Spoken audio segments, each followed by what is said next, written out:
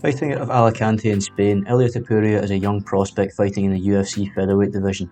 He currently holds an undefeated record of 10-0.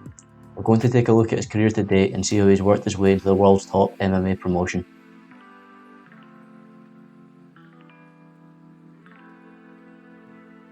Ilia started Brazilian Jiu-Jitsu at just 4 years old and also has an extensive background in Greco-Roman wrestling. So when he made his pro debut just 2 months after his 18th birthday, he was definitely considered a grappling specialist.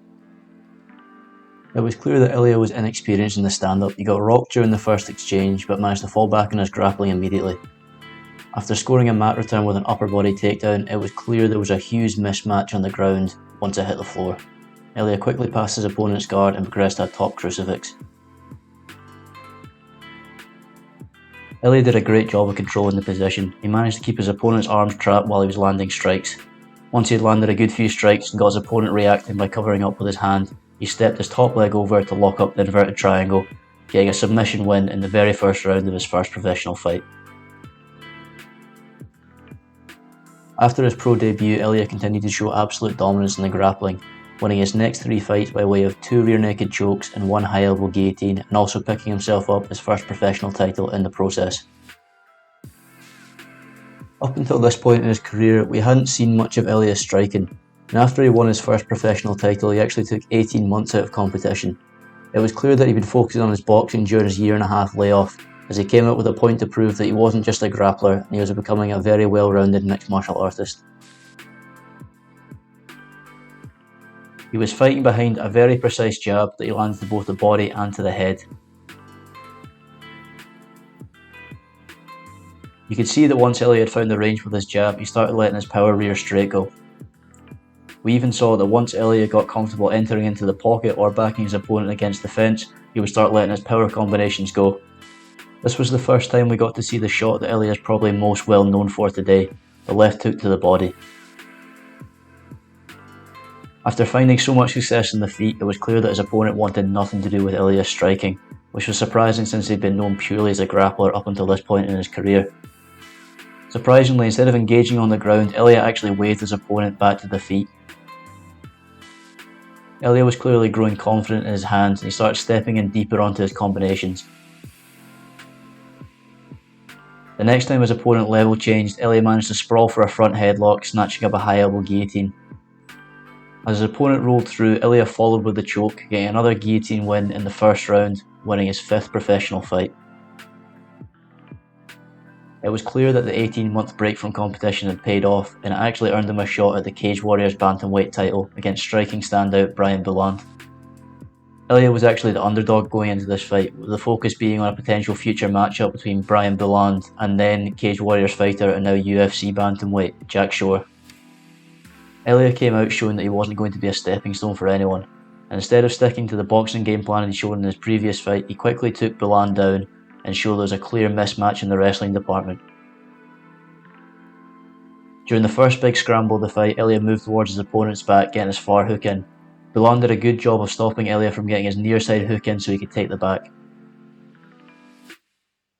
Instead of continuing to chase the back, Ilia switched off for a front headlock, sending his right arm through underneath Bouland's armpit and locking up a tight anaconda choke.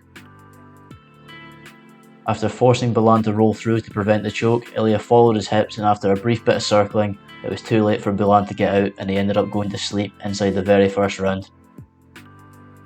This was a huge statement for Ilia to make in what would be his first and only Cage Warriors fight.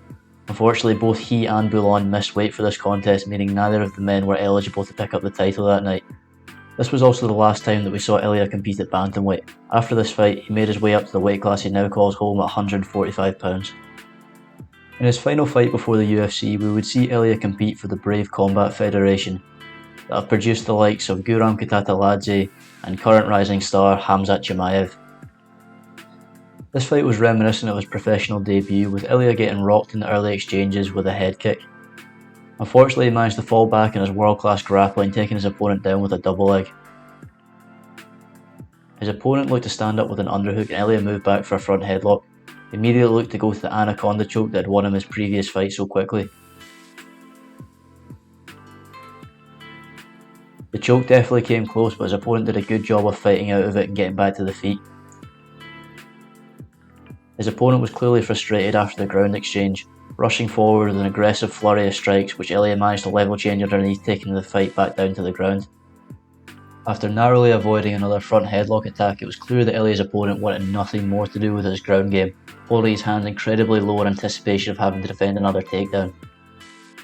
This gave Ilia the chance to show everyone that he wasn't just a threat on the ground.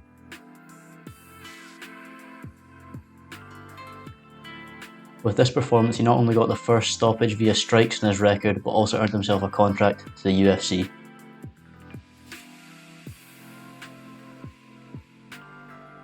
Entering the UFC at 23, you would expect the promotion to line up a low-caliber opponent for his debut, but this was far from the case.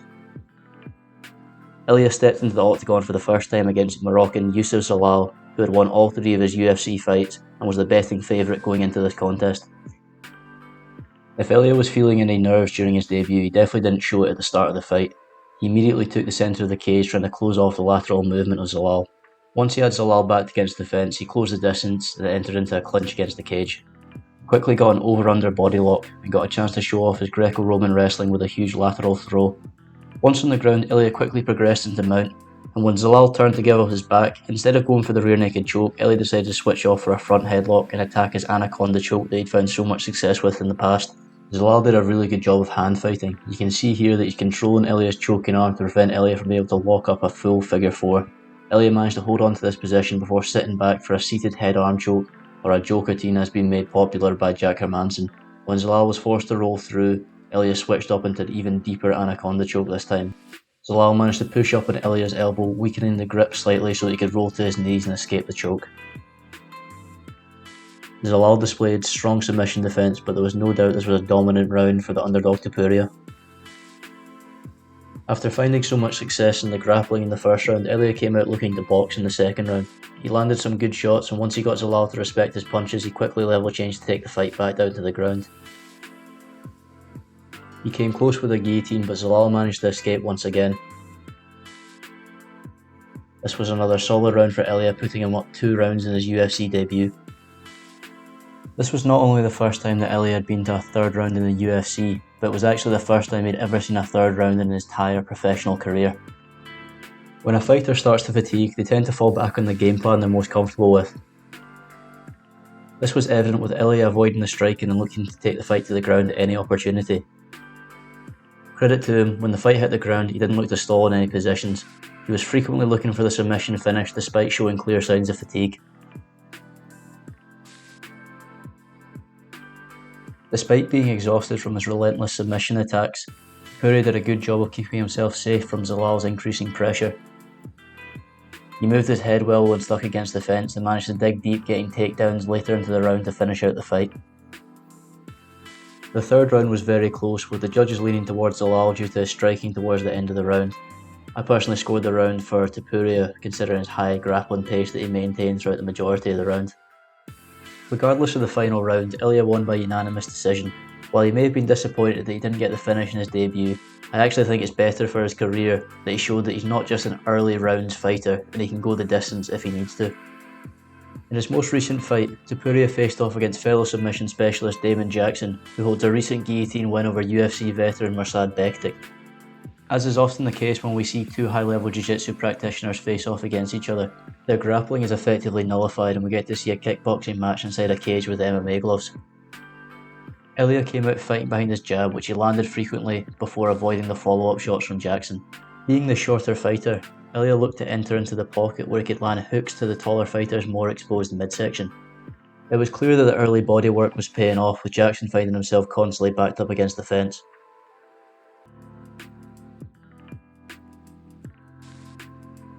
Once Ilia recognised that Jackson was worried about the shots to the body, he started attacking the head and ended up getting his first finish in the UFC and a knockout to add to his ever-growing highlight reel.